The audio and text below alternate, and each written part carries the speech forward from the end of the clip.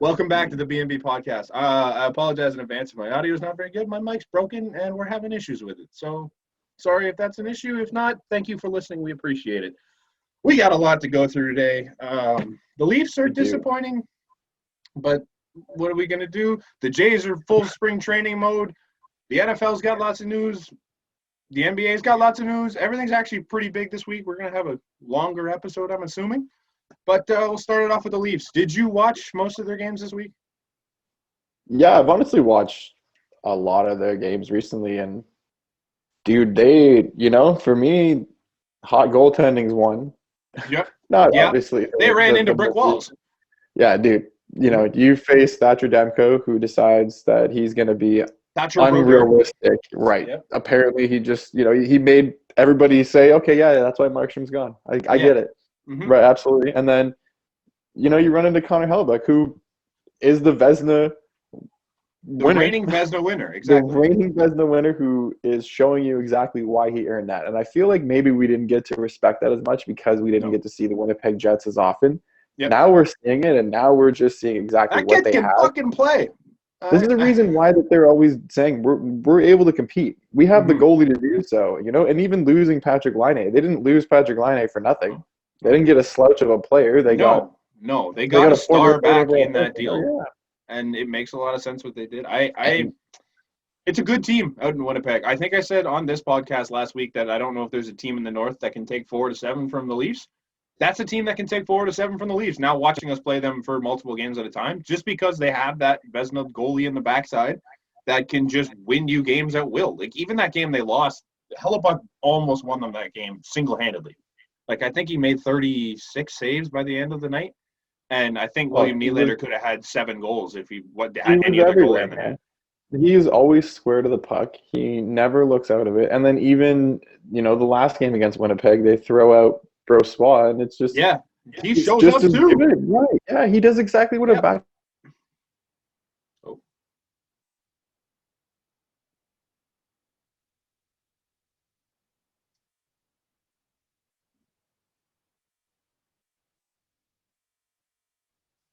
Scary. Like, they're top 6. You froze. There we go. No, we're back. Yeah, I think it's my internet that's the problem. But that's okay.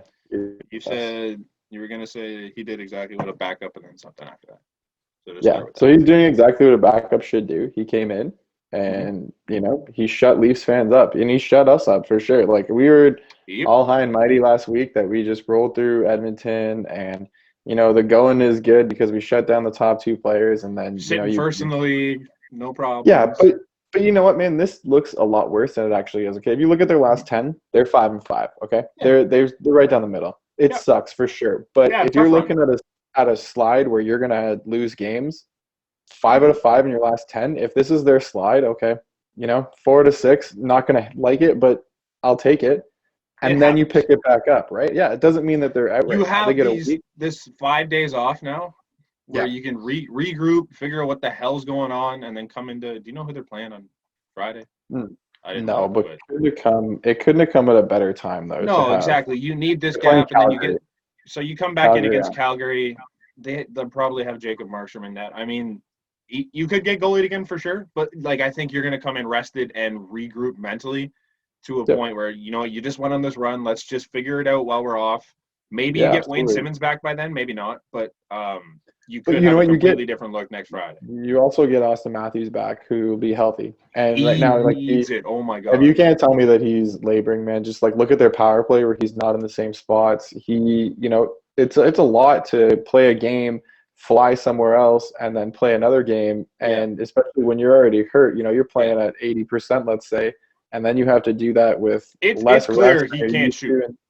No, and they're trying to hide it, and they're trying to keep him in games and keep him active. But it's incredibly tough when he is your goal scorer this year, right? He's the guy that puts it away every single time, and right now he's not taking those opportunities. No, exactly. So, if you're Sheldon Keefe right now, are you playing Austin Matthews?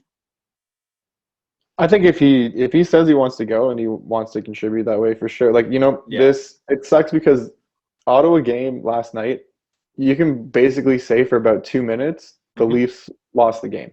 Yep. Right? It was 7 seconds apart. It was 7 seconds apart, and then it was like a minute apart, and both and then different they were goalies. fine the rest of the game. Both different goalies, right? What the Leafs didn't do was all together come up with enough to help out the 2 goalie mistake and the 4 goal deficit, right? And it wasn't until it was too little, too late where they finally mounted a bit of a comeback. But even still, you could just see no pucks were landing on their sticks, no opportunities were going their way. The goalie he looked good because, I think that was his first NHL win. Yeah. The Ottawa goalie. And like Matt Murray. See, the Ottawa went through the same thing. They were supposed to start Matt Murray, and boom, goalie change. And yet Ottawa came out flying. Mm-hmm. And they did the same thing they did in game 1. They fed them their lunch money. Yeah, it was tough. I mean, they did realistically. I think if Hutch doesn't have those 2 absolute muffins early on in the game, I think you're looking at a completely different game in that Ottawa one. Because even like Freddie stood on his head for most of that game. He made like 4 or 5 big saves, and there's just like a disgusting pass from Tim Stützle, and then a quick goal right after that. Well, there's no saving that. But it's one of those things. It's like if Hutch starts that off on a different foot, you're looking at a completely different game for the Leafs, because they showed they can beat that team when they want to, and they just decided they didn't want to until 6 minutes left in the game. And another big narrative that I think has changed for Freddie is last year and years prior, it was you're going to see a lot of shots and you're going to play. And now it's almost like we're too good all the way around that you're not going to see a lot of shots, and you're going to be asked to make some weird saves and just a big save here and that's it. And then we're going to take the puck the other way, and you're not going to see action for another 5-10 minutes. No. And that's where I think it's actually probably harder for him. He's a goalie that looked very confident in net when he was seeing 30 to 40 shots a night, and now he's losing at like 23, 24 shots, and you're like, how are you not? He was always a guy that loved to face shots, and he succeeded more when he was facing a ridiculous amount of shots than when he was facing nothing. So now you're kind of at that point where you're sitting in the middle at the 25 to 28 shots a night. And that's when Freddie never looked good. Like, Freddie looked great when he was facing 30 to 40 a night. I think you're right. I never really thought of that in this entire run. But yeah, and like another thing for me too is how long has it been Freddie and then question mark, right? Fill in goalie, and now it's always been he's your guy and you have no other choice. But now, man, like I remember a time I think we said that Jack Campbell could be a starter on this team if he got hot enough and Freddie got injured. Like, you wouldn't feel bad throwing him in there, and that kind of could throw Freddie off his game, right? Like, I'm not making any excuses for him. You're right. Like, he looks good at moments, and like I said with Ottawa, it was like realistically a minute and a half that he wishes he could have back, right? And that game is his then, and then that game is the Leafs, right? Like a minute and a half, and you win that game. But it looks bad when you look back at the last 4 games they played, and you've won one of them. Yeah, it's tough. It's a shit run for Freddie, but like realistically, if I'm looking forward at this team, I still have faith in Frederik Andersen. I think I'm one of like 4 people left in Leafs Nation that have it. But like, why though? What else is out there for me? Like, what else is out there that's giving you confidence? Like, you're not getting Connor Hellebuck because he's completely locked up. You're not getting Andrei Vasilevsky because he's completely locked up. You're not going to get Tuukka Rask at what Tuukka Rask. You're not getting a top 5 goalie in the league, plain and simple. This is your guy. He's still top 10, I would say, maybe top 15 if you want to get stingy about it. But he can win you games in big moments if he has to. He's shown that he can make the big save at times.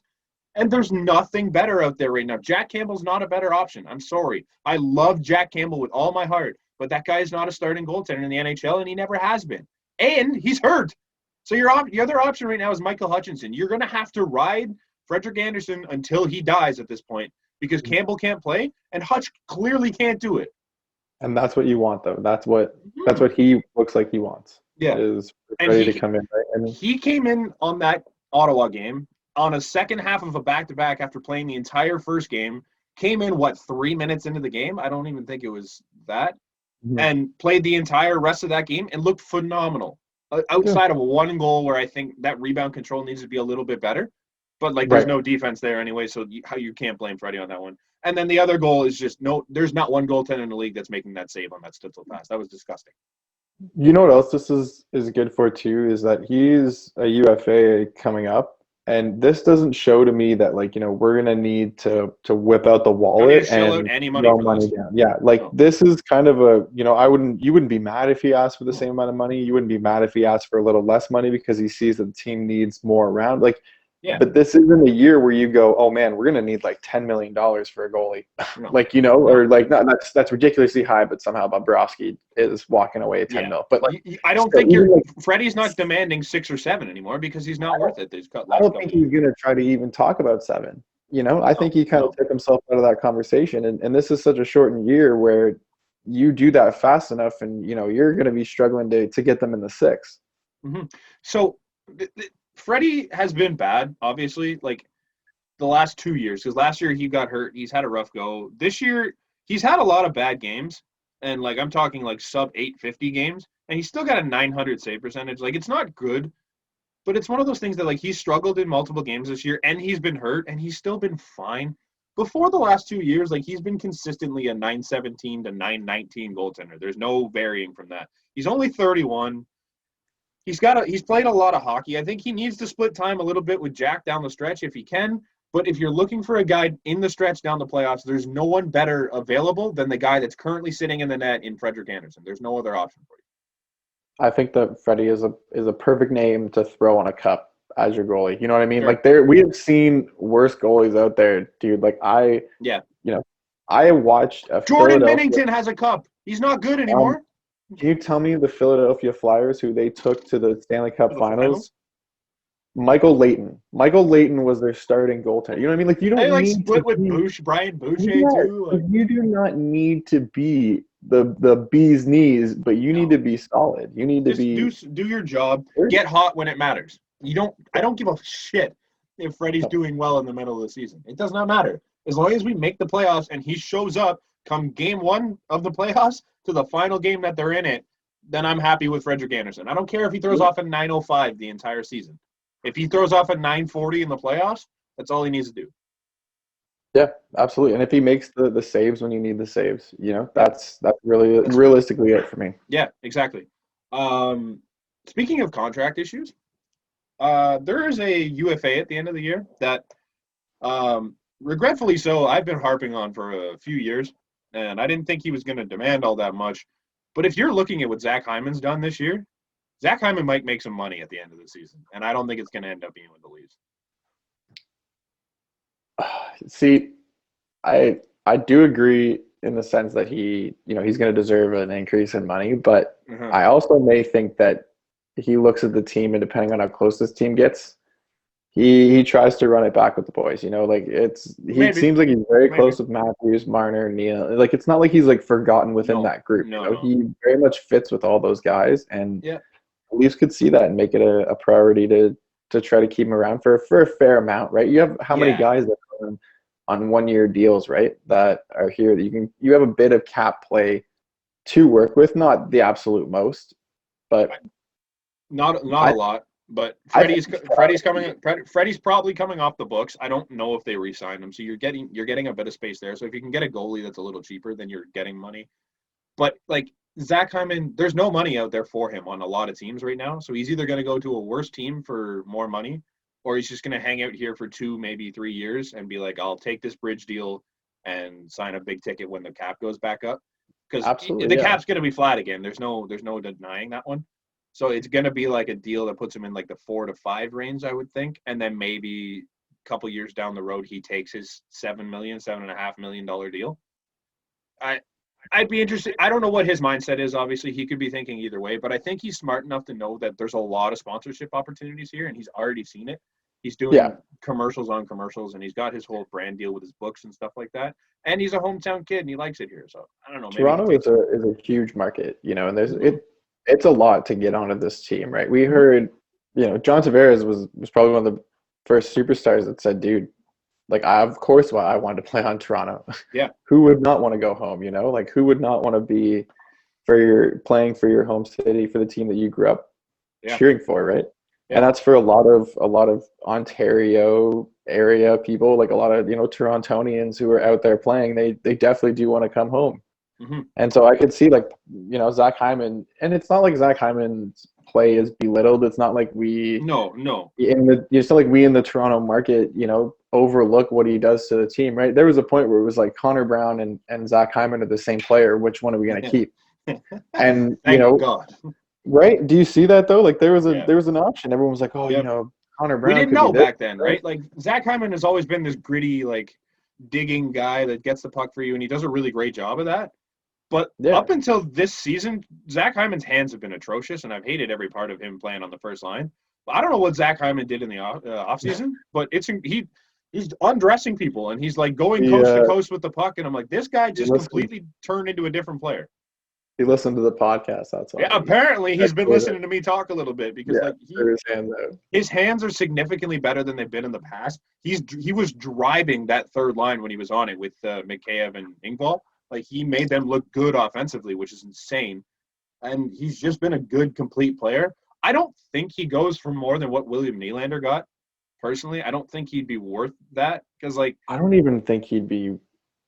I don't think that you could justify if you're doing that kind of deal. Then, like you said, though, it's on a team that has more cap and money, and brings him in more as like a piece to build around than what we feel that he is. Right? He is not like a build around piece. You know, $7 million to me is a lot of money to give up, especially with a cap that's going to stay the same for a lot of teams too. Like I think Zach Hyman is an incredible supporting piece on 31 teams in the NHL.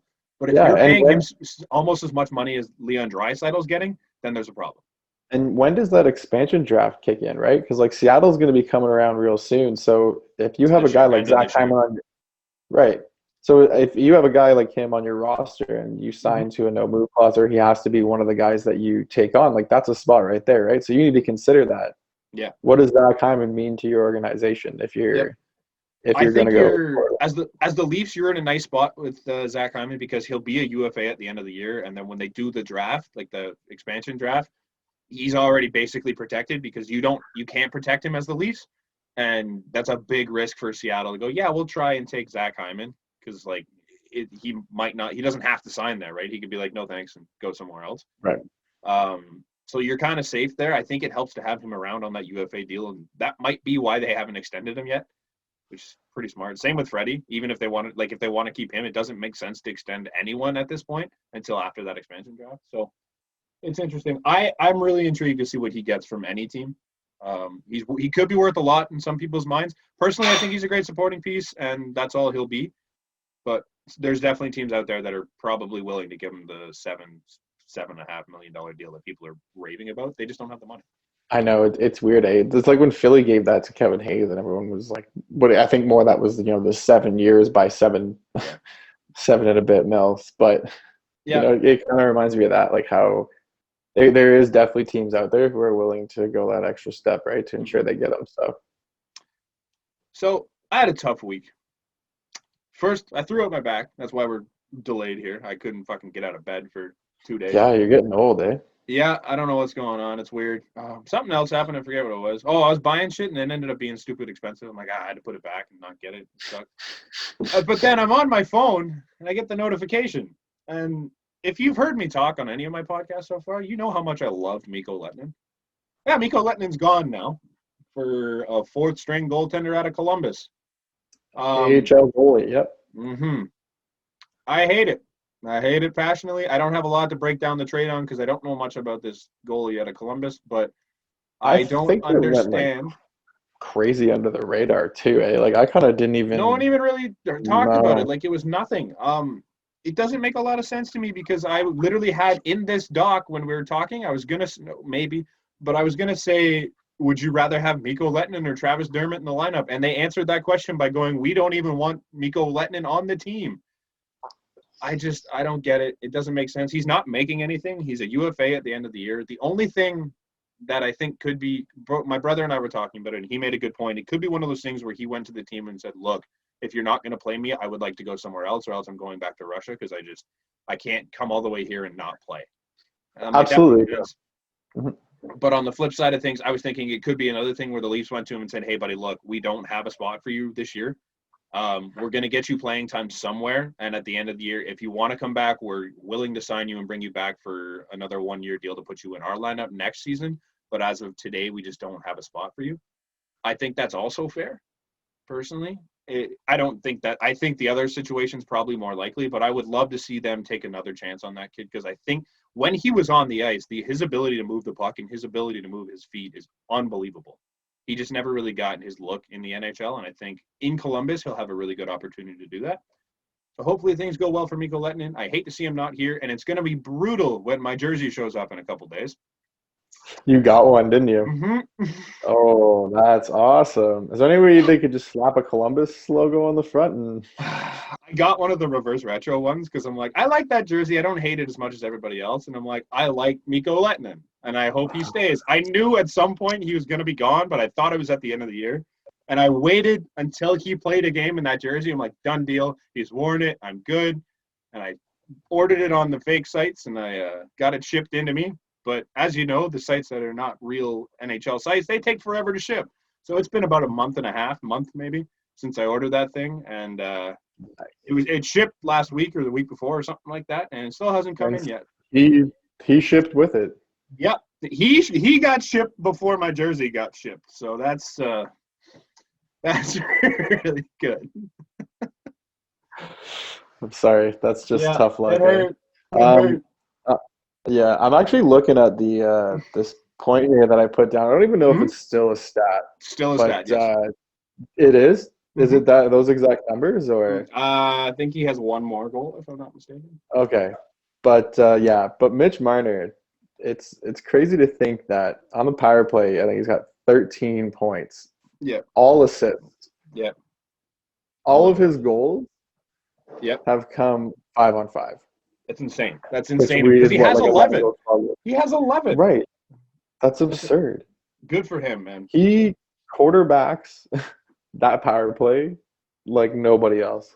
There's lots of guys out there that do a lot of their goal scoring on the power play, and it kind of diminishes it a little bit because, if you're a good goal scorer, you should be getting a lot of goals on the power play. But Mitch Marner decided he's going to shoot a lot more this year, and just decided on the power play, he doesn't want to shoot. He's just going to dish to everybody else. Doesn't have a single power play goal. That's incredible. But he has 11 goals, 28 assists, and he still has 13 on the power play. 13 of his 28 assists are on the power play. But oh my god, crazy numbers out of that kid, man. It's clicking. It seems so weird to me too, because he seems like he's scoring at a ridiculous rate, like for him, anyways. And you would think that he has at least one or two on the power play, but just not happening. Okay, so I heard the craziest. This is kind of a little bit off topic, but the craziest stat today about a penalty killer. Mark Stone, I think on average or whatever, like in total, has only allowed 4 shots on goal, like when he's on the ice. Only 4 shots on goal in the entire penalty kill. So if he's on the ice in total, there's only been 4 shots that have gotten on goal when Mark Stone is penalty killing. Holy! And he penalty killed for like 26 minutes, I think. Yeah. It was I know. I was like in my car driving along. I heard that, and I was like, "Are you kidding me?" And they even said it, right? They were like, "Oh, he's not the fastest, he's not the strongest, but he's probably one of the smartest. He just reads where the pass is going, and he's like, you're not getting there, you know." It was the craziest stat. Like, just to go a little bit off topic of that, but that was just like, oh, that's insane. I couldn't believe it. He is so underrated, I think. Yeah, that's nuts. Yeah, I know. Like 4 shots. Think about that. You've had 4 shots on goal. Obviously, no goals. That's crazy. Because you got 4 shots. That's mind blowing. How? Right? Like, because you're Mark Stone. I get it. You're really good at defense, but there's 3 other guys on the ice that have to help you lock that down in order to give up that little of it. That's insane. Good. That's Mark Stone's on the wild ice. Stat. Well done. Yeah. Quick shout out to 2,000 game guys who I actually saw. So the first one is my boy. Yeah. Patrick Kane. Yeah. A couple big milestones in 1 week for that guy. Yeah, absolutely. Got the 400 goal in the 1,000th game. Yeah. Pretty big. Yeah, reaches the 1,000th game, and then Keith Yandle as well. Keith Yandle, who almost didn't start the season. A guy that we vouched for real hard before the season, and we went off about him. And they played his 1,000th game. Yeah, awesome. So good to see. Good job to both of them. I would love to see Yandle keep going and try and break that Ironman streak record. Just keep on running, but who knows? Dude, I hope he just Florida's putting up points. Florida's gross right now, okay? Yeah. You know why? It's because they played Keith Yandle. Because they weren't stupid enough to bench Keith Yandle. Exactly. How do you bench Keith Yandle? That doesn't make any sense. You're going to go with Aaron Ekblad. Good job. Yeah. Real winner. Yeah. What was I going to say? Oh, he has 17 points in 27 games this year. Get off me. It's less than Morgan. I'm just pointing out. Okay. But you know what it's more than? The 0 he would have had sitting there. Yep. Oh, yeah. You know what it's more than? I always like when you would have had for another team after you pissed him off because then you traded him to Tampa Bay because you're not going to pay his contract. Yep. I always love when we're going through the NHL stuff. I just get reminded of all the TikTok comments we've had in the last week. And I don't know if you follow us on TikTok, anybody that's listening, but they're fun. And like just some of the takes that get put out, like we've talked about McDavid and Draisaitl versus McKinnon. Oh, Edmonton fans are back. Yeah, but like my favorite thing is that 2 weeks ago they're like, oh, they don't even play together, and then they decided, you know what, we're not doing very well, so they put them together, and they've been on the same line ever since. And I'm like, what is your argument now? There's nothing left. And then have you seen them though? I have lots more to say about William Nylander. Have you seen them though?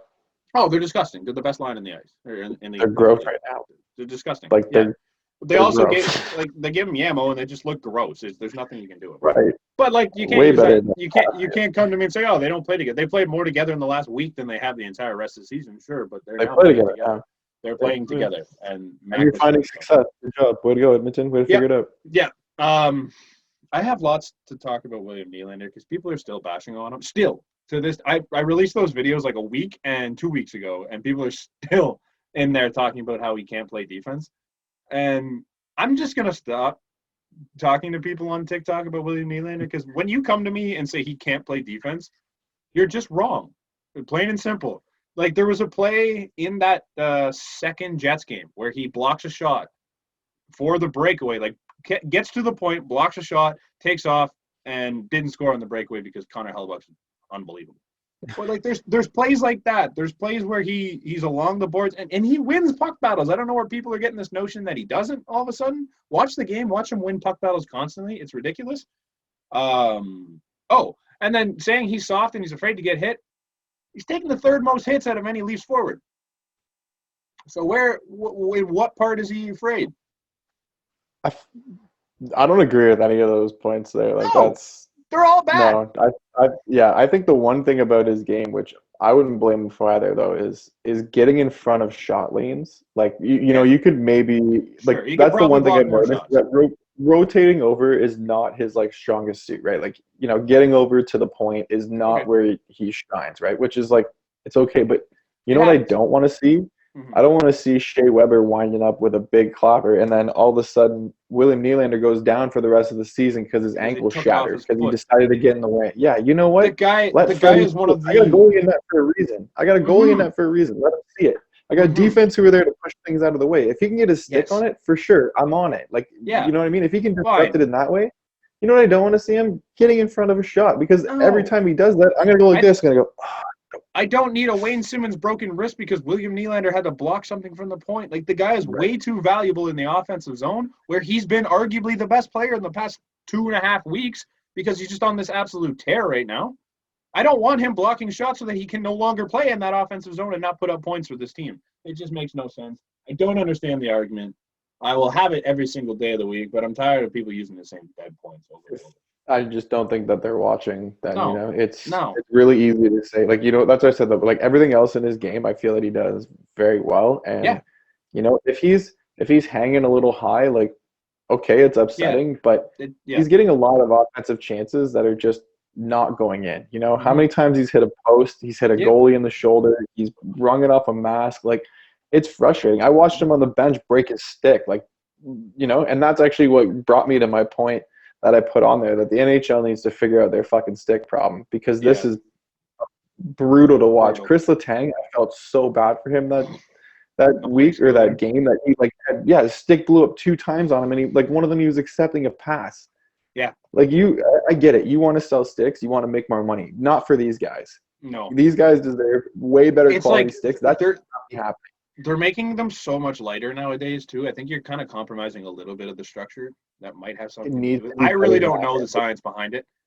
But no, but it's not a good, you know, I'd much rather see the puck slow down a little bit if it means that their stick isn't going to blow up. They actually get a shot off.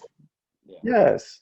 You know how many of these guys? Like I know that obviously there's exceptions. Like Phil Kessel, he's got so many sticks because of how light his stick is. Like the whip, if someone actually hits his stick hard enough, he'll change it because he won't be able to get off a hard enough shot the next time. Yeah, it's right. He knows that it's not light. Yeah. Yeah. But it's like if you're not playing to that degree, like even the normal sticks just seem that they're exploding. Yeah. No, you're right. And it's frustrating to watch, right? It's frustrating to see these chances go by, and I'm sure it's frustrating for players to think that your stick's going to do something, like something as easy as accepting the pass, and then whoop, there it goes. Away it goes, yeah. No, I agree. I don't know what they can do about it, but it would be nice to stop seeing stick breaking key moments like that, but who knows, right? Yeah. Do you have anything else about the NHL? I think we covered most of it, or most of the important shit. Obviously, the standings are real tight. They're fun. I liked it. It's good because it's exactly what we said. Things are gonna swing really fast because it's like you lost 3 points or 3 games. Another team won 3 games. Mm-hmm. Below Dude, that's 6 points that you didn't get and they did. It's a 6-point swing. It's a 6-point swing because you're playing teams that are chasing you in your division every single night. You know what Winnipeg did when they lost? They lost in overtime. So what did they do? They grabbed a point from you. Exactly. You walked away with 2 points for sure. You gained 1 point in that game, but they gained 4 in the other 2. So you lost. Yep. Exactly. Yep. Honestly, every team in that division but Ottawa could still make the playoffs. And realistically, if Ottawa keeps doing what they're doing, Ottawa could do it too. It's who knows, man. They're just on this tear that they want to win games. But Vancouver is only 4 points out, and they're in second last. I love watching Ottawa games. I don't even care anymore. I hate playing Ottawa, but love watching them. The only team that actually likes playing Ottawa is Edmonton. Yeah, Edmonton. Nobody wants to play. Shits on them. I don't understand. But they don't. As soon as he sees Ottawa, he's like, practice. Okay. Draisaitl loves playing Ottawa. He shits on that team. It's not even close. But yeah, interesting. It's fun. Real excited to see this race down the stretch. Yeah. The Blue Jays. They're still playing Silhouettes. They actually got on TV today. I don't know if you saw it. Okay. They were on TV and I got to watch. They got on Friday, I think. Wow. Sportsnet was doing a 1 o'clock. I know they're coming around. Incredible. So we're starting to see a little more action. I've seen some lines out of some guys. Steven Matz been great. The absolutely surprising start from him. He was penciled in as maybe the 4 or 5 guy in this rotation, and he has been dominant in spring training. Now it's spring training, so I'm not going to put too much stock into it. But that's a great start from a guy that I didn't expect to do a damn thing in this rotation. If he can put up decent numbers this year, unreal. I think I said the exact same thing last week. So continue to do what you're doing, Steven Matz. Thank you. Springer hit his first home run. Who else hit a home run this week? Good, too. I think Lourdes had one. Vlad had one. They look like they're Jonathan hitting. Davis hit one today.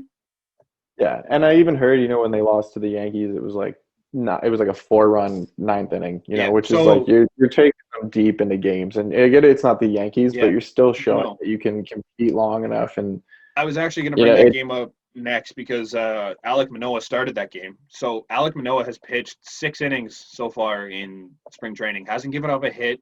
He had 7 strikeouts in that one. He had 4 in the one before. He's looking fantastic from everything I've heard and everything I've seen on the lines and stuff. This is a kid that I could see making a difference on this team as early as this year in that bullpen at least. You let him have the service time and you bring him up to be that bullpen arm like we mentioned earlier in the year. I wouldn't hate to see it, personally. I think he's a better prospect than Nate Pearson is, to be honest. He's looking – Nate's hurt, so it's tough, but he's looking – That's me right there. But that says it right there, man. Like, if you're hurt and you're dealing with that right now, it's worrisome. Alex Manoah is out there pitching and he's carving up guys, right? He had 7 Ks in the last game, and I get it. It's spring training, but you're facing major league players. This is the same thing that Nate Pearson did last year in spring training. Though he didn't give up a hit until the last week of spring training. So obviously we got to temper expectations a little bit on the kid. But if you can get Manoah to be any sort of piece in that bullpen or in the rotation at some point in his future, that's huge, and I'm excited for it. Woods Richardson behind him is really good as well. I don't think he factors in anytime soon, but that's really nice to see him getting big league outs in the 4th and 5th inning right now. It's cool. You love to see it. The young kids are doing well. The old guys are still hanging around and hitting bombs. Looks good. Obviously, we still don't have a lot to go off of because we can't watch spring training still. We've only seen a couple games, but it's been a good run so far. I'm excited to see what this team can do. You don't really know until you get in there anyways, right? Like, no team puts out their full team yet. No team, they're just – it's spring training. Everybody's kind of warming up, It's like those random golf tournaments that guys are just there messing about, some random win. They're just having fun out there, It's at some point in the next couple of weeks, we'll talk about the whole league in general because we like baseball. If you're new to the podcast, we like to talk about it. So we have nothing. Baseball podcast at one point. We did. So you'll understand when we talk a lot more baseball. Most of the news this week came out of the NFL, to be honest. Dude, it's still coming out. My phone's been going off, and apparently that's all Patriot news too, which is great. Yeah, who was it? They're going on? Matthew Judon? Is that who it was? Oh, we got Matthew Judon. We just got Nelson Aguilar while we're on the podcast there. Oh, yeah, right. Yeah, they brought back Cam. Cam's an interesting choice. Love it. No, I love it. I think that's great. I respect them giving him another shot because I think he was fine last year. Yeah, and giving him more options too. know? You give him maybe something to play with. That's great. Yeah, I'm trying to think of horrible. Jonnu Smith or Johnny. I think it is from the Titans. Yeah, signed him. Went to the Patriots. Oh yeah, he did, sir. Yes, sir. So maybe he'll have a bit of a better year this year. Who knows? And they hold the 15th overall pick, I believe. There's speculation that they've been looking at a bunch of quarterbacks that are there because there's that Trey Lance out of North Dakota and other quarterbacks like that who are later. I've seen a little bit of it. I only know Trey Lance because he's out of the same school as Carson Wentz was, and he's apparently another one of those really mobile 6'4" QBs that's he went the last season they went undefeated. So it's you don't know so he could be something special. Right, for sure. And you're not getting Trevor Lawrence, so it's there's names going places. Aaron Jones went back to the Packers, which I thought was a big deal. 4 years, I think Spence said. Which is all big for them. Obviously, not the biggest news of the week. Biggest news of the week came out of Dallas, with Dak Prescott signing for the rest of time. Not even. It was only 4 years. I'm shocked that they would give that to him. They were in this battle for so long when he was healthy about we don't want to pay him and this and that. And now that he's hurt, you're here's all the money we have. I'm okay. Why did you nickel and dime him so much and then wait for him to get injured and then say, oh, you know what, we absolutely need him, so here's all the money, but we don't even know what you're going to be at next season? No, I don't. And you had an opportunity to go out and get some real quarterbacks. There's a bunch that are saying, I don't want to be where I am, right? Yep. Russell Wilson being one of them. I respect the hell out of it. I think Dak Prescott's earned that respect to be you're still our guy because he's been really good. Jerry Jones has shown time after time that if he likes you and you're part of that, what he thinks is that culture, you're going to be there for sure, right? Jason Witten was there for how many years? Tony Romo had a job until the day he left because they absolutely loved him, right? Yep. I respect the hell out of them for that. Yeah. Obviously, you could have made a better move, I think, to get a quarterback in that for sure is going to be healthy. But I respect them bringing Dak back on that contract because, he's earned it, and he's earned the respect to be that guy for you for the foreseeable future. Dak back. One of the strangest moves of the week, I guess it was, Taysom Hill signed I think it's the fifth highest average annual value in the league, but I understand why. He's not going to play any of it. They signed that 4-year deal so that he can guarantee the money for this season, so that he gets 100% of this year guaranteed, and then every other year is voidable. And his base contract is $1.3 million or something. So it's just a cap. It's some of the scummiest move I've ever seen. Drew Brees is retiring. Oh, we didn't even mention Drew Brees. Right? Taysom Hill got that money because Drew Brees is gone. This isn't big. This isn't shocking news. We kind of knew this was coming, but now that it's here, it kind of puts into a little more perspective. It sucks. Drew Brees is a fun character to watch over the course of his time in New Orleans. I lost a little bit of respect for him this season when he came out and said what he did about the kneeling for the anthem thing, but he's still a genuinely good human being, and he did a lot for the city of New Orleans, and he did a lot for the New Orleans Saints. Like, he took that team from – they had that who dat when they started getting good because nobody really paid attention to the New Orleans Saints, and then they came in and won a Super Bowl. They were really fun to watch for years, and they got screwed out of numerous playoffs on really bad calls in, like, 3 straight years.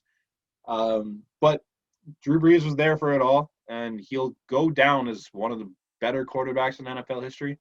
He's got a lot of numbers that are near the tops of the record books, and I think he's a surefire Hall of Famer. I don't think it's a question. Oh, that's not up for debate. Yeah, he'll be in the Hall of Fame for sure. Yeah, he's got every accolade I think that you'd need to get yourself in there for a quarterback. He's got it there. So yeah, for sure, he'll be right up, and good for him too, man. Like I think he started with the Chargers. Wasn't really getting much love there. Wasn't really all that good. Phillip Rivers eventually took over that team, and then, Drew Brees found himself with the Saints, right? And as you said too, like they brought home the Lombardi like just after Hurricane Katrina, and that's a big thing for that city, right? To take on the responsibility of that and say, we're going all the way. And he's been one of the best quarterbacks for how long? And like I give him so much respect at 5'11". Like when you think about it, behind an offensive line, dude, an offensive line, how big are they? We always talk about them being the biggest boys, and then the defensive line, and has to be one of the most accurate quarterbacks. And last season for me, you saw that he lost the ability to throw deep, and he was still it hurt, and he was still kind of able to go out there though and make you respect him in a way, right? And I get it. It was also a committee though, right? You have to give him a lot of credit for that he went into this season and he knew that if they were going to win, it was going to be by committee, right? Like Taysom Hill was going to need to get some snaps even when Drew Brees came back healthy. Yeah. And he did it. Good, so, it's a good run. Yep. Yeah. I have a lot of respect for him. And I didn't see the video, but apparently he had his kids announce the retirement. I've never actually seen. Oh wow! My mom was telling me. Okay. Apparently his kids are the ones that actually announced it and like did the whole video for him. So that's really cool. Just a good person. For sure. Had a really shitty take at the beginning of the year, but I don't think that defines what Drew Brees was. But yeah, good luck to him going forward. Now, from one old man to another, obviously Tom Brady's back. I don't think this is a shock. I think everyone knew that he was coming back, but he officially signed, so he's back for at least one more year. Can I just say that this looks really amazing for Tom Brady that, Drew Brees rides off into the sunset after 20 seasons and you're 3 years old. Here you are at the top of your career again. You just signed a $41 million deal, $41 million potentially this season. Yeah. Like, good for Tom. Unreal. You old son of a bitch. Keep doing it. And they're bringing back almost everybody too, man. They franchise tagged Godwin. They brought back Shaq Barrett. They're bringing back David, I believe. Like they just have. They're gonna be good. Guys that, you have to respect that team again coming in. So is AB coming back? He was a 1-year deal, right? Yeah, and I'm not even sure that he actually makes as much of an impact. That took away from what Godwin could do, right? And I get it that Tom Brady, and I get it that Tom Mike Brady, Evans. Mike Evans was a big one too that lost a lot of touches, right? Yeah, especially like in the Super Bowl, right? Mike Evans had like some catches, but a lot of Mike Evans' big plays were like pass interference calls that probably shouldn't have been pass interference calls. Yeah, exactly. Right? Some questionable shit. Yeah. But this is going to give Tom Brady a preseason now and a training camp to learn with Godwin and to learn with Evans. And not to say that he went away from them, but obviously in the Super Bowl he goes, I know how to run. I know that run game works. I know Gronkowski where he's going to be, and AB I've worked with for a bit now, right? Yeah. So he knew those guys, and now it gives him an opportunity to learn the other guys who are equally as talented capable of winning you Super Bowls themselves, right? Yeah, it should be fun. It's going to be a lot. I'm excited to see what they can do with that team. Hopefully he doesn't walk in anybody else's house. Did you hear that at the beginning of the season? No. He went to go. So when he first got to Tampa, he went to go to someone's house, like a teammate's house, I guess, to go over the playbook. And he walked into a stranger's house because he got the address wrong or something, and then he just hey, I'm Tom Brady. Just like kind of chatted, like sorry, like just like oops, yeah, my bad. Yeah, you're not supposed to be getting together at that point, right? That's what they said. So, but this was it was really funny. He walks to the neighbor's house. He just goes, "Oh, sorry, my bad." Yeah, but no, obviously there's a lot more little moves out of the NFL, but I don't think we need to go over more coming, man. Like there's going to be a lot. It was like, dude, I put it in here that it was cutting season, like cutting season, because it just like everyone was getting cut. Everybody was like, you're gone, you're gone, you're gone. We're saving money here. Kansas City cut 2 of their starting guards or the 2 of their starting offensive linemen from their championship team. Jesus. Then just cut them to save money, right? Like it's crazy the way that. It's tough in the NFL with that cap staying flat because there's a lot of money that needs to be moved around. Yeah, and those deals, the way they work out, like, we're going to renegotiate or we can have it be this way. Like, Taysom Hill. You're not safe on an NFL contract. No, you can be cut and moved just like that, and have no money guaranteed. So it's dangerous for sure. Yeah, it's wild. I think that's it in the NFL.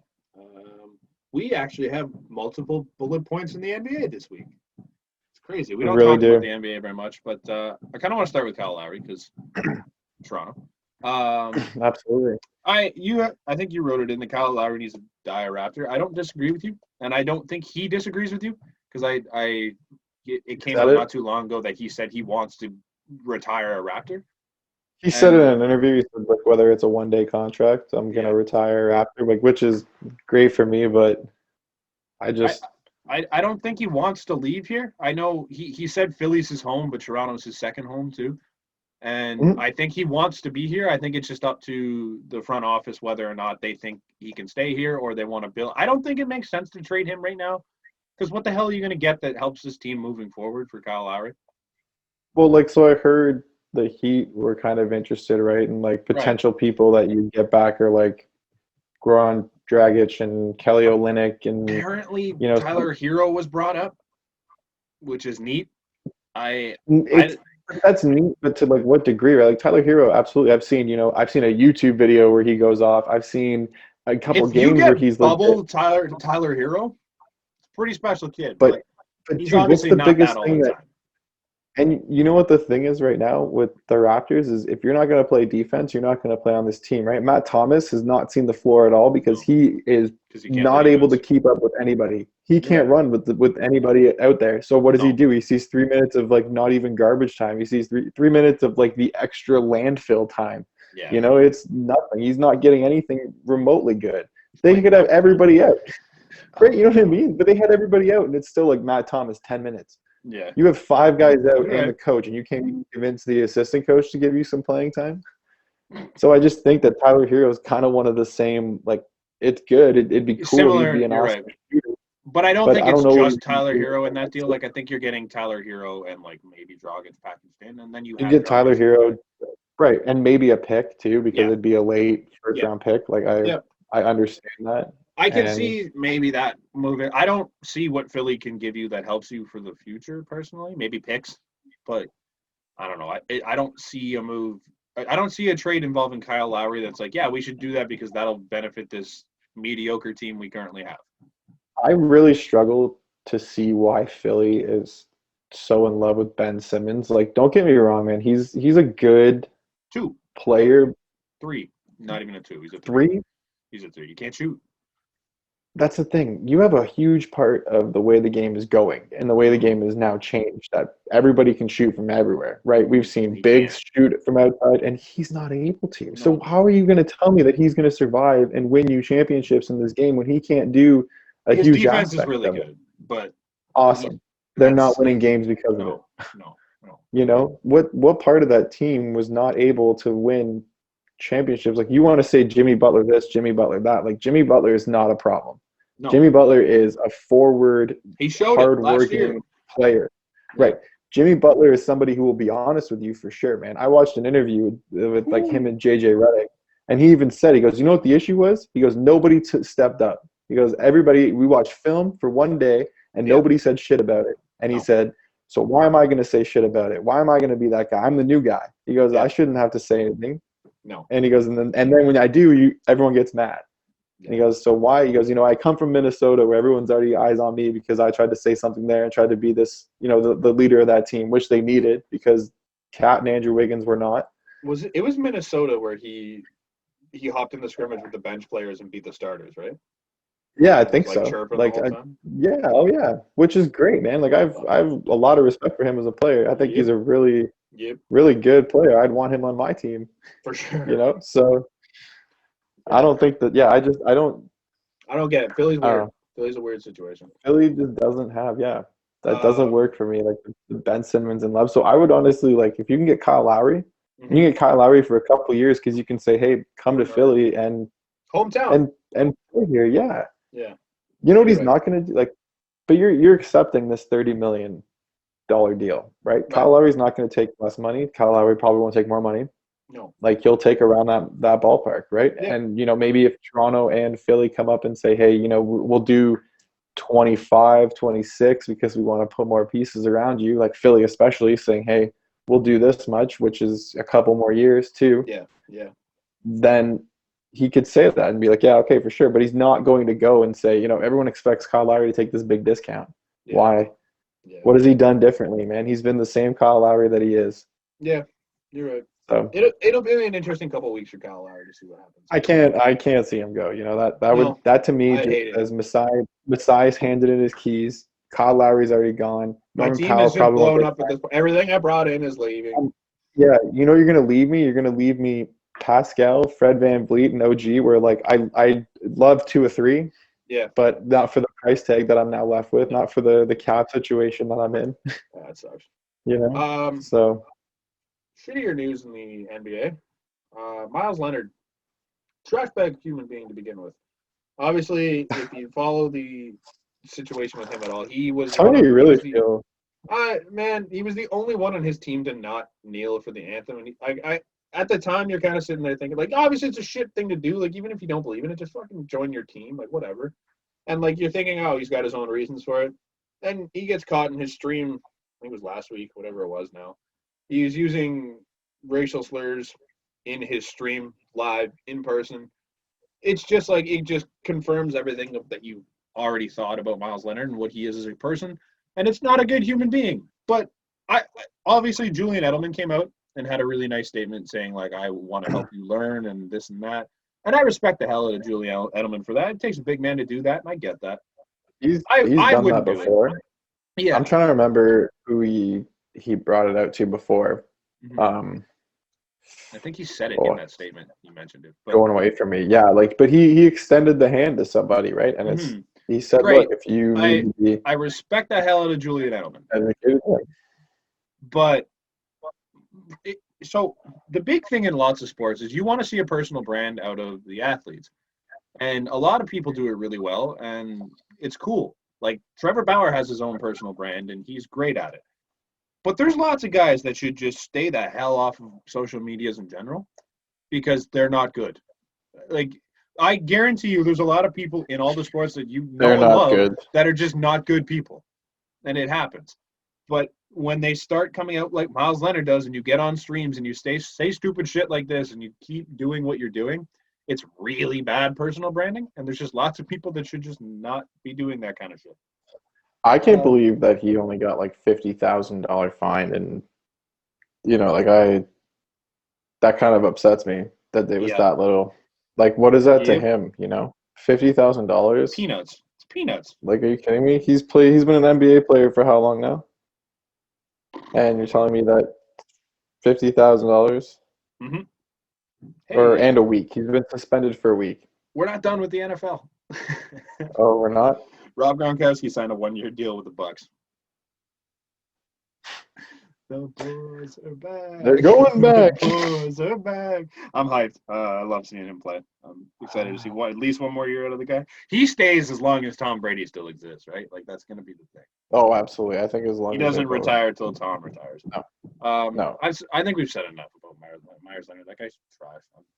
I don't think he needs to be talking. Yeah, I just think that it doesn't really fit the crime. It was Deshaun Jackson though, who Julian Edelman came out, reached out to, and said, "Hey, if you want, I can help educate you pretty much." Mm-hmm. So I like that approach better. I respect him for it, but I don't think he deserves it. Do you want to talk? You know what? Not really. The Nets are building Team USA. It doesn't matter. Blake Griffin's on the team. He's going to sit on the bench. I wanted to get to this question because you popped this up, and I really want to know. I've been waiting to know what your answer is. Okay, so let me introduce this one. So I was listening to the radio the other day, and I forget what it was about, but like basically they were saying like what was like it was one of the what you miss about sports, and like a moment that like you think about when you think like, oh, I haven't been to sporting events in so long. I was there when blah blah blah. So it got me thinking like, what is the coolest sporting moment you've seen live? Like in person, been there to see. I have mine if you want me to start with it. I do, yeah, because I like that this question kind of 2016. It's like you're at the sporting event. Yeah, right, you have to be there live. So you're there, you're live. Okay. Mine 2016. The Blue Jays made the playoffs for the second year in a row, but they made it as the wild card team. And I had gone to playoff games the year before, and I knew how to buy tickets because it was a fucking nightmare to do it. So I got tickets to the AL wildcard game. And if you know the Blue Jays at all and you follow the Blue Jays at all, you know that's the Edwin Encarnacion bat drop game. And it was unbelievable being there, right? We are sitting in the furthest seats possible from the field. Like, I shit you not, we are at the back wall in the highest seats of the Rogers Center. And you can barely see a damn thing. But I just remember that Ubaldo Jimenez sitting on the mound with Zach Britton sitting in the bullpen and just serves up this pizza to Eddie, and you just hear the crack. And I'm like, I still, to this day, don't know where the ball ended up. But as soon as he hit it, you knew it was gone, and the place blew up, right? Funniest thing about the entire moment. He does the fingers in the air thing, the Robbie Alomar. O'Brien, yes, I get Robbie Alomar, but like funniest thing about the whole moment is my brother Kurt is recording the whole thing, and unbelievable that he caught it on his phone, like the exact moment of when Eddie does this, but he's filming it, and Eddie hits the home run, and we're celebrating so hard that he drops his phone. And if you watch the video, you can see the phone tumble, and then it lands with the camera facing up, and you see Kurt look down at the phone. So he has this great video of this home run, the electric celebration, and then the tumble of the phone to see his face going, shit. I'll put the video. That would have been electric for sure. So funny. Incredible moment. It's just like everyone chanting Eddie's name and Jose all the way down outside the thing and let's go Blue Jays. It was just incredible. Do you have one that you could remember? I mean, none that are like that. No. That electric. No, that like pretty much just tips it off, eh? That was pretty good.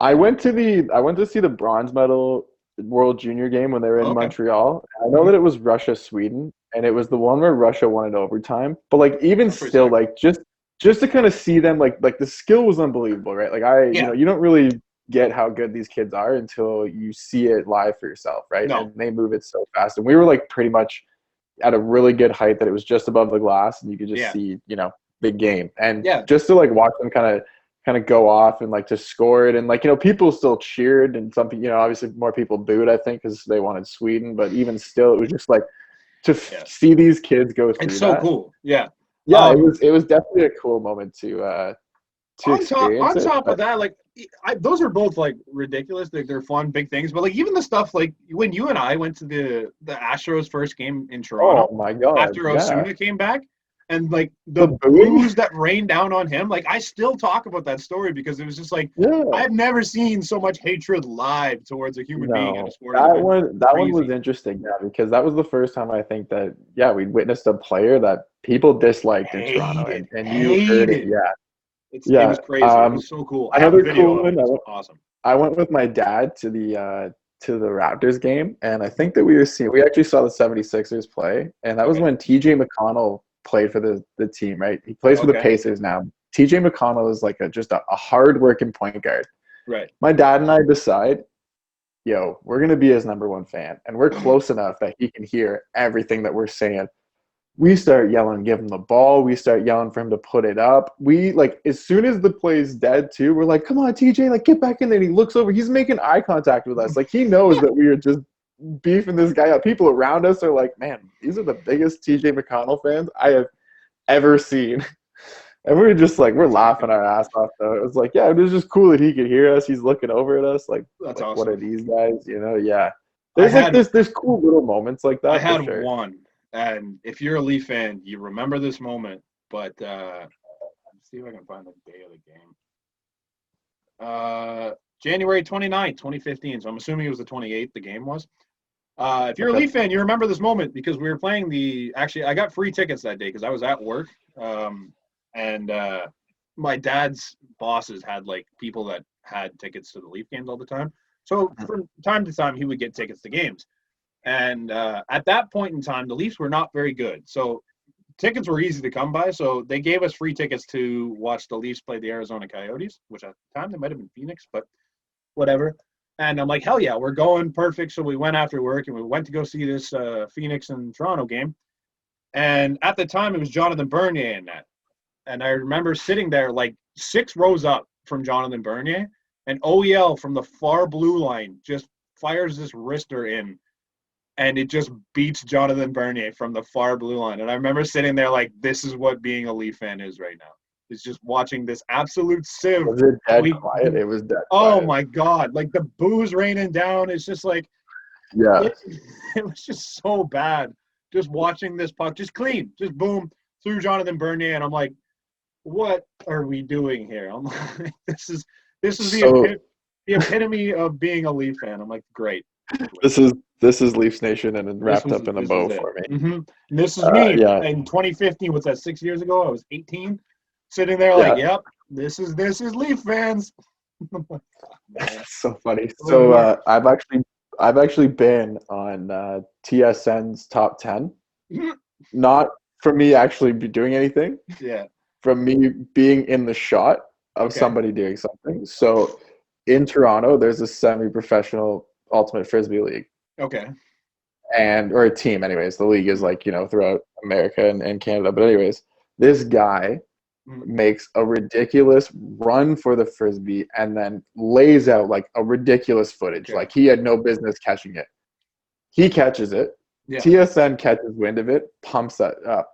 Yeah. In one of the angles that they're filming from, because I'm standing, not even in the bleachers, I'm standing down like near all the players and shit. You can see me like clear as day standing with some friends and then him go by and I'm just like, made TSN top 10. There it is. That was your 10 seconds of fame. Just here I am. That's so funny. That was it. Yeah, no, but he like ridiculous catch. I thought it was a cool moment because I was like, I made TV in a way, and I watched that. It was just interesting to be like, I watched that happen. All the plays like that are just like really cool. Like, hey, I saw that. Like there was one play. It was kind of memorable that year, but the Jays beat the Indians, and we were like 4 rows up from the field, and Josh Donaldson like tagged up on a ball to like first.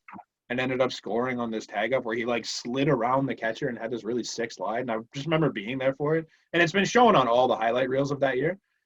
But it was just so cool to be there and be like, hey, I saw that. Just all that stuff. Like the blow the whistle thing we were a part of, that was hilarious. Oh my God, that was great that we realized that. Just so the time that I went to the full series in 2 days because they canceled the game before, so we got to see the doubleheader that day, and then you messaged me while I was at the game and you said, hey, we're gonna go for the $20 sweaters or whatever it was, the free sweaters, and then I was like, oh, okay, sure, and it was like $40 seats, so we went and it was like 3 games in 2 days. It was great. Just fun. Baseball's really fun. Broke because it's so cheap. Broke, but it was good. It was fun. It's worth it. Yeah, I thought that'd be a fun conversation because it's a cool thing, especially with nobody in the crowd right now. Just fun. You know what this makes me want to see though is more moments. I need to see more. I would like to be able to get back to this. I would like to not be the only moments I've ever seen in sports. No, I need another one. I need a big Toronto moment. I was gonna say for like the witnessing wise, like when we would watch the Raptors win. Mm-hmm. And like just being in that atmosphere, like that, that blow up, and like the national anthem and all that shit, like just to see that happen was like, and then you ride through the streets, people are honking. That was like cool to see, right? But that's great. We're done with the most of sports talk. We're on to our bi-weekly segment, Drip or Drop. Our newest segment, Drip or Drop. I don't have very many things here. I have 2. That's cool. I got like 9. Okay, you're good at this. No, I see things and then I just I don't really. Okay. First one for me. Not all of them make sense, but some of them I just like, oh, fuck it, I'll ask. Yeah, why not? First one for me. Tim Stutzel's tape job, Drip or Drop. Oh, what does he do? Is it like a? Have you not seen it? No, not really. Is it kind of like a pasta? Look up Tim. It's neat. So he takes like the blade and he has like one strip that goes like right along the length of the blade, and then he has about maybe an inch and a half of tape at the end of the toe, and that's his tape jump. It's wild. I'm gonna drip that. I think it's cool. I would love to try it on the ice, but I don't know how you'd make that work. It's not functioning. Have you ever tried like the Panarin? It doesn't work. Pastas, like they don't work. It works for Stutzel. It's disgusting. I don't understand how he does it. You see that play he made? It's unreal. I know. God, unbelievable. No. That's cool though. I like that. That's what I never knew that. Kind of neat. I kind of pay attention, but sometimes I don't. Like Jamie Benz is a little ridiculous. It's just like random, But I noticed all the stupid little things like that. Like, wow, look at that. That's cool. Yeah, Stutzel's tape job. Really cool. Yeah. I had only one more. But, I like that too. There's big two from you. Yeah, there's a strange. Extra 3 days. Actually, you know what? I'll go. I have two back to back. They're kind of similar because I think they're both equally as controversial. But the Anaheim Ducks reverse retro jersey, drip or drop? Oh, the weird the fucking animated duck jumping out of the bottom. Me too. But like so many people love that jersey, and I'm like, you're wrong. It's so ugly. You know why? It's because those people watched the Mighty Ducks cartoon show. So did I. I don't like it. Movies. No, that's not. I hate that jersey. It hurt. And then the other one, same idea for me. The Arizona Coyotes. That reverse retro jersey. Oh, I just always loved the. I love the Kachina, and the Kachina jerseys they had last year were great. But I hate. I know those ones. That's purple with like the ugly cactus thing going on down below. Yeah, you know what? I think now you made me think. You know what? I actually I played roller hockey one summer, and those were the kind of jerseys. We had purple with like orange, and it reminded me of that. And they look ugly. Don't get me wrong. Yeah. But we thought we were gross. They're like the hockey version of slow pitch jerseys, where it's like you just get the ugliest thing you can find and put it on. I don't like it. I'll drop it. We'll drop it. Okay. All right, you're up. All right. Hit me. You ready? Yeah. I know. I have a feeling you're gonna say. Okay. Yes. Draisaitl's end-to-end goal, where he picks up the puck, walks through the Ottawa defender. You didn't really? Okay. So, anyways, he picks up the puck kind of at his own like hash marks or whatever in his own end. Walks in, basically puts the puck takes a defender one-on-one. Puts it kind of in his saw the feet. end of it, so I didn't know he went end. It bobbles it around. Yeah, and then he picks it up pretty much on his end. He goes end to end with it. So. It's a nice goal. But because Oilers fans hate me, drop. Fuck them. Your team doesn't do anything good. Fuck them. Fuck the Oilers. Drop.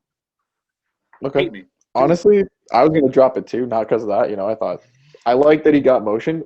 The guy, he put it in his feet. He bobbled it around, and then he kind of shovels it up. Kind of gets lucky. It worked. Right. Yeah.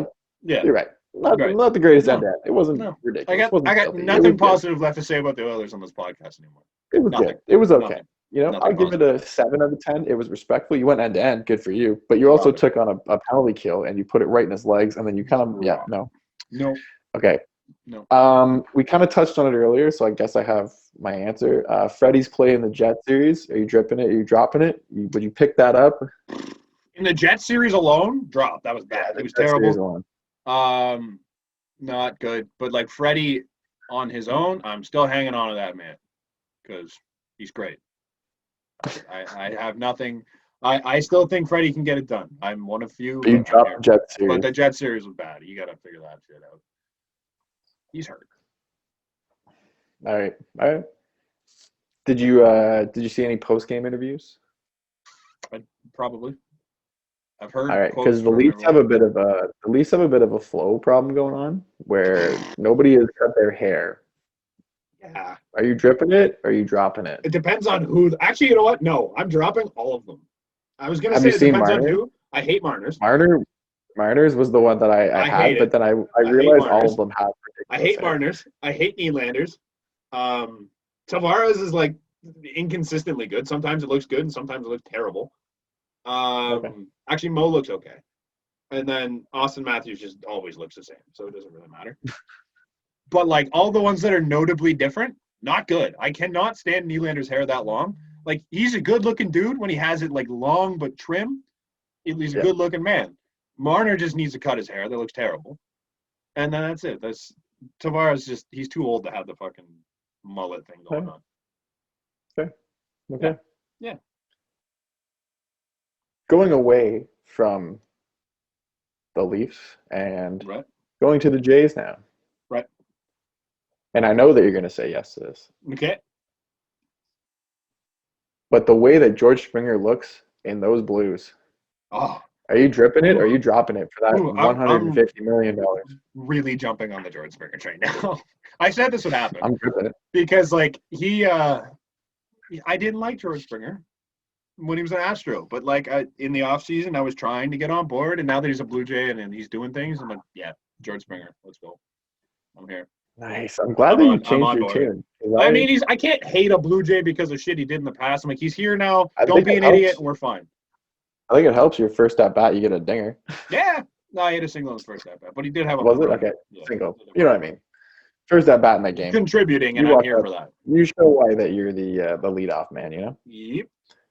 Now, the Dunedin Stadium, because they made a lot of changes to it. I never watched the video. Everyone told me it's really nice. Never seen it? Never watched the video. I heard it was really nice. So I'm going to say drip because apparently it's fantastic. And I do think they were in desperate need of an upgrade, so good job. Drip it for real. Looks good. Yeah. I like it. Yeah. I'm a big fan of it. I think they're going to have a good time staying there for the little bit of games that they'll be there for, and then you know, they might feel upset leaving. It's got pretty much everything that a major league stadium would. I was gonna say they might just become the Dunedin Blue Jays until COVID's dead. So I'm okay with that. Toronto stayed in Tampa, and it's probably better there. You know, I don't feel bad that the Raptors are down there and not stinking it up here. Nope. Yeah, as long as they're having, you know what? That's the difference though. Is the Raptors are having like a mess season for their standards. The Jays could have one of their better seasons in the past like 10 years. So that kind of stuff. Okay. Leading with the Raptors then. Kyle Lowry's staying with the Raptors until the end of the season. Drip. I don't want to trade him. I don't see the point. But do you think... Do I think he's going to stay? I don't know. But... Way to sit on the fence. Way to really make a conclusive I genuinely answer don't know. Everything sounds like they want to trade him, but he doesn't want to go anywhere. And I think as long as he doesn't want to go anywhere, you don't have him go anywhere. Personally, I think he stays. That's my thought process. Okay. Awesome. All right. Now, for you, the sports fan, and you walk into a game, and you see somebody wearing their full face paint and body paint, ready to go. They've got the O on. Some other team's got a B on. Some other, Bo, what do we got? You're dripping it. I don't know. Yeah, for sure. That's so much fun. Yeah, I'm not sure what I'm on. Bo. You know, you got Bo. You're cheering up Bo. Bo Bichette. No, it's only you and I. I had to think of what we could have, you know? I actually just thought of another one. You kind of just sparked something from me. Nice. I like that. The wave. Drip or drop. Oh, I'm dripping the wave. When it's successful, though, when people do not go along, you are people who don't go along. I'm dropping it off a motherfucking cliff. It's the dumbest thing in sports. I'm dropping the 12 attempts. I'm dripping the one successful. If you're we get it all the way drunk around. Idiot in the 500 section going 1, 2, like fucking 17 times. Never gonna work. Sit down. I'm so sick of it. You know what the Jays need to do when they go around and pick people in the stands, they need to go, hey, you're going to lead the wave. And then everybody knows at the same time, okay, we start from this section and we go. When it's successful, absolutely. I'm a drip on that. I still hate it. I'm trying to watch the game. I'm not trying to watch a bunch of people go, oh, you see the wave? You know why? Oh, it's going around. You know why? Oh, like, fuck off. It's never been successful in a Jays stadium. We have not been to a game recently where they've had enough fans. It dies in the 200. I hate it. I hate it so much with the burning passion. I hate the wave. It's the stupidest thing in sports. Call me an old man yelling at clouds, but I fucking hate it. It's the dumbest thing. Like, just watch the game. Cheer when something happens. Go whoa when something happens. Instead of fucking seeing a deep or a mid-fly ball to center field and going, oh! Like, fucking watch the game and learn it. God damn it. I hate it. Fucking hate the wave. Did you catch any of the golf this weekend? I caught a little bit of the end of it. Lee Westwood won it, right? No, he's second. Nope. What's his name? Justin Thomas. Oh, that was last weekend I was thinking of. Then, no, I didn't catch any of this weekend. Justin Thomas won this one. Lee Westwood came second last weekend behind. Are you getting excited for golf season or what? Duchamp. Oh, I'm hyped. Oh, I got new clubs. Not a whole bunch of new clubs, but that same Markham sale. I got awesome. I got a 60 wedge for $10 and a 5 wood. You found a 9-iron? Oh, no 9-iron? No. Oh, I need a 9-iron. No, I bought a 9-iron, but it's just way better than the rest of my clubs. The problem. Oh, so then you need 8 to. I need 8. Yeah, I need a whole new set of irons is what I need. But okay, got a new wedge and a new 5 wood. So. Titleist visors, Brant. Are you dripping them or are you dropping? I don't hate the visor themselves, but it looks so stupid on me. Like everybody else wears them with pride, and I'm like, hey man, I have one, have it. But like, it doesn't look good on me. My hair does not suit the visor. I wish that more players did it. I wish that the they visor wore in general. Yeah. It's just not my flag. Now, drip or drop for golf players being able to wear shorts. I say drip. I don't see why you can't. Why can't they? They can make it look classy. They can make it look, people wear suits with shorts now. Like that's a thing nowadays. Like style is like you can wear shorts on your suit. Like if you're in the right thing. Dude, they're in like fucking 95-degree temperatures sometimes. Let the man wear a short. But like the golf pants you wear, they're pretty. The golf pants are amazing. Nice. Adidas, my God, like you've crushed it. You can breathe. Way to go, boys. They're not hot. Man, it feels like I'm wearing nothing. When I wear those and like everyone's like, oh, you're gonna wear pants? I'm like, yeah, but like it's colder than the shorts I wear. Like, what's the difference? Like Yeah. Now, this one is the sponsorships on jerseys. Like the little staying one? the same. No. Well, like we can go for all of them then. And even the helmets, because I don't know if you saw the Leafs last night? Yeah, they looked like absolute shit because they had a red logo with some blue mixed in for the goalies, and then you have the green. Too much going on.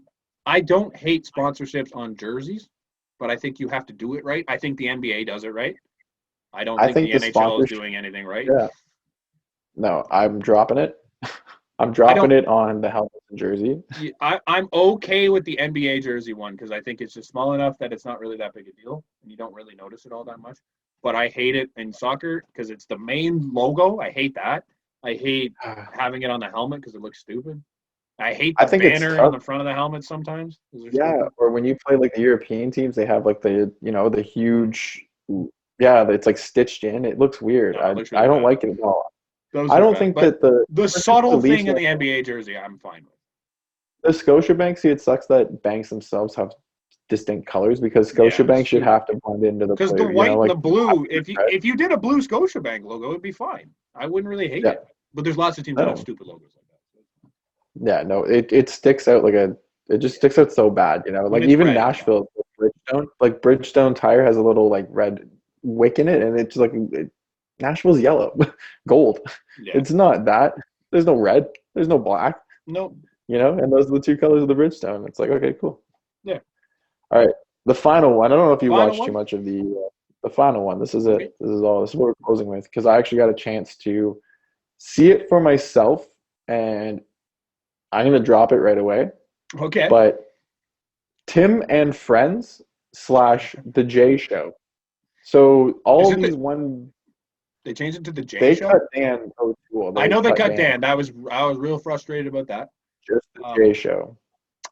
The Jay Show. And Tim and Friends. Tim and Friends now. It's so weird. That's what it's. I don't like the name of it. I don't think the show's that bad, but I don't like the Tim and Friends name. I think that's kind of stupid. But I don't hate the show. I don't. I'm dropping it all. I know Sid is a great guy, and watching his highlight packs when he left, I'm like, you know what? Good person. Terrible sports take. So I hated seeing that show for that. So I'm like, I don't really want to watch Tim and Sid, but like Tim, really good at his job. I like watching him. So it's a little more palpable now, but like Tim and Friends as a thing, I don't like that. No, I think the show should be renamed. It's just Tim and Friends. It sounds like, Barney's coming over to play. We got some friends coming, Hey, yeah. A dinosaur. Imagination. Yeah, like it's just it looked weird. And especially for, because it's always been Tim and Sid. Yeah. Like how long have they been radio together. They've been back in the store, on right? TV together. Right. Years, Yeah. They 20 years, something like that. Exactly. So I think even for Tim, like, go under a new name. You can definitely make up something more creative than Tim and Friends. Tim and Friends, stupid. Like that. It sounds ridiculous. Tim and Friends. Okay, cool. I don't like it. Like, yeah, no, I didn't like it. I dropped it. And even seeing them too, man. Like the Jay show sounds stupid.